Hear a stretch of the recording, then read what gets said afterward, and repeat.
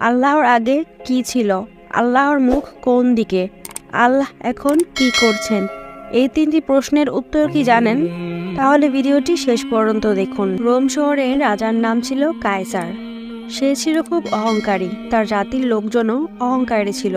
তারা জ্ঞানী, বুদ্ধিমান ও শিক্ষিত ছিল।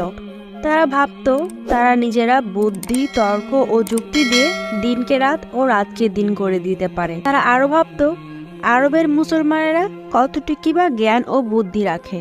তলোয়ার দিয়ে তারা দুনিয়া জয় করে ফিরেছে, কিন্তু তাদের বুদ্ধি বা জ্ঞান কোথায়? বুদ্ধি ও জ্ঞানের শক্তি দিয়ে এবার তাদের হারাতে হবে।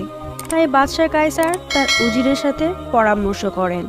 বাদশাহ সিদ্ধান্ত নেন বাগদাদের মুসলমান বাদশাহ মনসুরের দরবারে উজির যাবেন। সেখানে তিনি ভরা দরবারে মুসলমান আলেম, জ্ঞানী, গুণী ও পণ্ডিতদের 3টি প্রশ্ন করবেন। যদি তারা 3টি প্রশ্নের সঠিক উত্তর দিতে না পারে, তাহলে মুসলমানদের বাদশাহ মনসুর রোমের বাদশাহ কায়সারকে কর আদায় করবেন।